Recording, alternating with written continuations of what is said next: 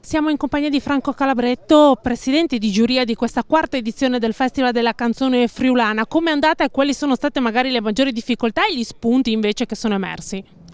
Nessuna difficoltà, un lavoro della giuria di qualità assolutamente trasparente, rispettoso e puntuale. Ne sono molto contento, a garanzia del risultato.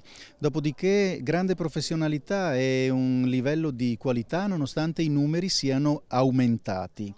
Le tematiche le più diverse, i linguaggi abbastanza differenziati. L'auspicio è quello che i giovani autori sia delle musiche sia dei testi friulani osino un pochino di più, sperimentino un pochino di più, anche a costo di uscire dai binari della tradizione già percorsa e quindi consolidata e quindi sicura. Un festival della canzone friulana sempre più nazionale, le adesioni infatti vanno anche oltre confine. Esattamente. È stata una grande sorpresa, una grande piacevole sorpresa avere delle adesioni provenienti da tutta Italia, Napoli, Puglia, Emilia-Romagna, Veneto, Trieste anche molto significativa. Musicisti che hanno collaborato con i nostri autori. E il Festival della Canzone Friulana cresce, quest'anno 57 adesioni, c'è un grandissimo ricambio, moltissimi autori giovani.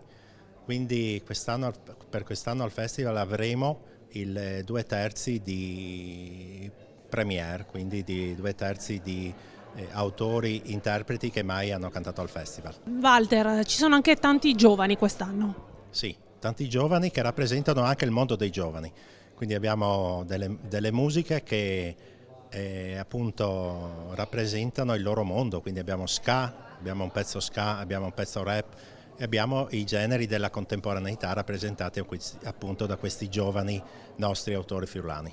Siamo in compagnia di Flavia Brunetto, vicepresidente di Fondazione Friuli. Quanto è importante essere vicini a queste manifestazioni, soprattutto per mantenere vive le radici friulane?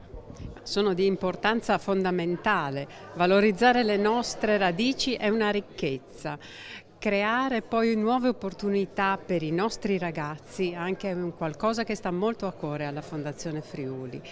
Valorizzare i nostri talenti e valorizzare la nostra lingua. Con grande gioia ho appreso che ci sono numerose partecipazioni anche lontane territorialmente dal Friuli. Questo è molto importante perché la ricchezza della lingua friulana è straordinaria. Ed è una lingua dolcissima. Io mi ricordo le parole della mia mamma, della mia nonna, le canzoni che loro mi cantavano. C'è una ricchezza incredibile nella lingua friulana. È giusto che venga conosciuta e che venga valorizzata.